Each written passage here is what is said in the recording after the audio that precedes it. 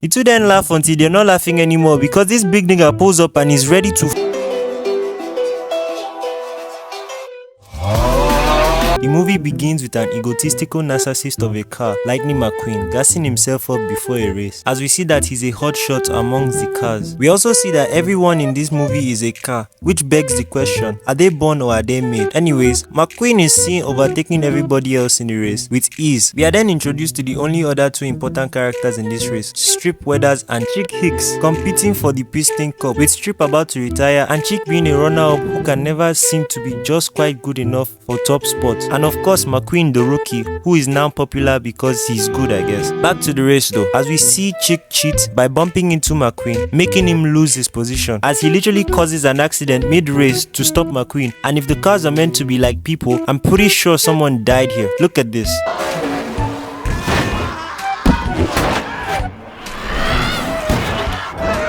Fear not though, for McQueen is a badass as he seamlessly navigates through the wreckage. Bro might be Jordan. Meanwhile, when everybody else goes to the pit, McQueen refuses because he's feeling himself as he takes the lead. And for a moment, this seemed to be a good idea because he had a big lead. But when he pulls up to his pit crew, he tells them that he doesn't need tires, only gas, upsetting the crew in doing so. You need tires, you idiot! This strategy works for a good minute until his left tire pops, which I'm assuming is the equivalent of tearing a muscle or a very bad muscle pull. Strip and Chick see this and try to use it to their advantage. His right tire also pops and it's not looking good for my guy. And with the race being closer than the bond I have with my extended family, all three cars cross the finish line at once, with McQueen using his tongue to reach the finish line. Talk about convenient tongue game. As McQueen talks to the press, he claims to be a one-man show, infuriating his already angry pit crew, causing them to ditch his ass. But McQueen could care less because he's a dickhead who only loves attention. These fangirls literally flashed him. Strip tries to give him some advice on how he needs to be a team player, but McQueen was too distracted by the potential future he could have with Dynaco, Strip's sponsor, when Strip retires to even pay attention. It is announced that the race was a tie, and a tiebreaker race between the three leaders will be held in California 1 week from then. We then see McQueen's truck, Mac, explaining to him that he parked his trailer in his sponsor Rusty's tent to boost his appearance. But McQueen is ashamed of them because he values his image over Rusty cars. As Mac and McQueen make their way to Cali, I tried to figure out what the human equivalent of Mac carrying McQueen inside of him was. Imagine you're taking a walk and you see a really big dude giving an athlete a piggyback ride. After a very long trip, Mac starts to tire out and clearly needs some rest, but McQueen insists that he keeps driving all night because he wants to make it to Cali on time. McQueen says that he'll stay up with Mac, then proceeds to fall asleep. This stupidity results in Mac dozing off as well. Some street cars then pull up and spot Mac as an easy target for some jokes, making him fall asleep and playing with him. This leads to McQueen exiting the trailer, thereby getting stranded in the middle of nowhere. As McQueen struggles to find Mac, he mistakes another truck for Mac. You're not Mac. Mac.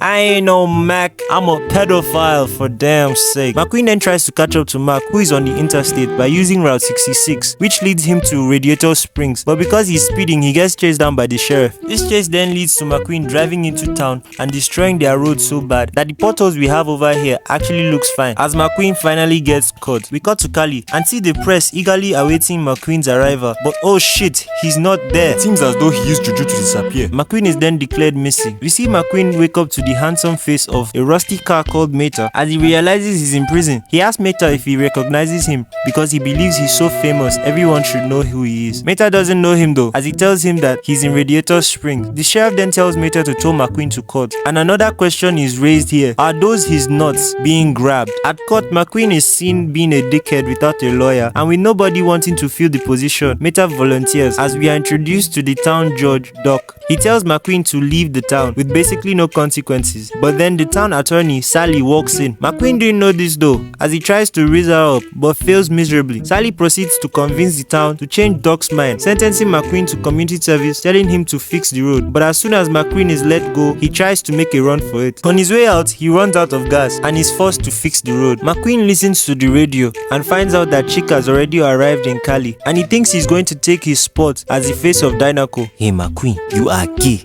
So because the deal was that if Mcqueen fixes the road, he could leave, he fixes it in the worst possible way, prioritizing his race over the quality of the road he destroyed. Doc tells him to start over, challenging Mcqueen to a race, with the conditions being that if Mcqueen wins, he is free and Doc is going to fix the road. But if Doc wins, Mcqueen has to fix the road his way. Mcqueen, being a proud dumbass, accepts the challenge. The two then get ready for the race, with Doc giving Mcqueen a head start. We cut to Mcqueen in the lead when he's screwed over because he couldn't make a sharp left turn, leading to him with a face full of cacti and Doc making fun of him. And I swear bro, those are his balls being told. Mcqueen is then made to fix the road and he hates every moment of it. The next morning, however, he actually fixed half of the road well, and as all the cars enjoyed the new road, we cut to Mcqueen trying and failing to do the left turn that screwed him over. Doc tries to give Mcqueen some advice, but he's too arrogant to actually listen. We got back to Mcqueen fixing the road and the town cars familiarizing themselves with him as they also fix up their respective businesses, and Sally, being nice to him, offers him a place at the Cozy Cone Motel that she runs. Meta takes Mcqueen out at night for some tractor tipping just for fun. Oh yeah, it's your turn. I can't. I don't even have a horn. No balls. I have balls. Mcqueen does his own and ends up tipping all the tractors over. The two then laugh until they're not laughing anymore because this big nigga pulls up and is ready to fuck them raw. Luckily, they escaped.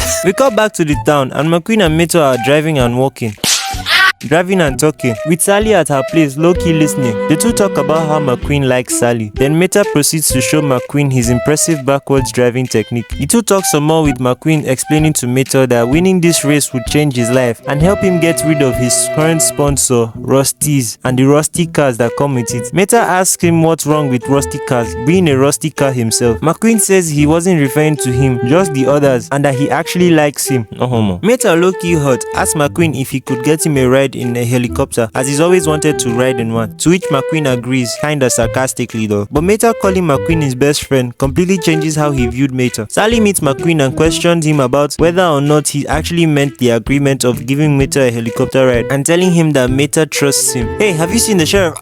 Oh my god. Hey, what are you looking for? How you like my balls, man? Boy, get out of here. Mcqueen then enters Doc's garage and discovers that Doc won 3 piston cups. Doc then proceeds to kick him out. Sally gives Mcqueen some gas and offers him a drive, and with Mcqueen left with the perfect opportunity to escape, he chose Sally's fine ass over freedom. This teaches kids that pussy will always come first. To go for a nice drive with Sally shitting on him because there is no puddle in this next shot right here. Look, no puddle. The two drive and low-key fall in love, and it's crazy how beautiful this movie is, especially considering the fact that it was made 18 years ago. This is when Mcqueen realizes he wants his exhaust pipe inside of her. Me too. Sally explains how she ended up here and how she fell in love with Radiator Springs, and how a while back Radiator Springs was an actually active and buzzing little town until the interstate was built and cars stopped passing through there, causing many of the businesses to shut down and leave the town deserted. Some loose tractors come into the town, causing a ruckus, and when one gets away, Mcqueen goes after it, but stumbles into Doc, preparing to give racing a go again, and turns out he still got it, with Doc hitting the dreaded left turn almost effortlessly. You're amazing. You never saw me here. Mcqueen asked Doc why he quit at his prime, but Doc tells him that they quit on him after an accident. Doc tells Mcqueen how he tries to stay away from the racing world, but somehow the racing world came to him in form of Mcqueen. Mcqueen tries to defend himself by saying he's not like them, but Doc asks him when was the last time he ever valued anything other than himself, and Mcqueen couldn't give an answer. Mcqueen tells Doc that the people he loves so much don't even know who he is, to which Doc tells him to finish the road and leave. The next morning they wake up, the road is actually fixed, and everyone thinks Mcqueen fixed the road and left while they were asleep. With everyone being sad, Mcqueen asks what's going on. Turns out Mcqueen never left,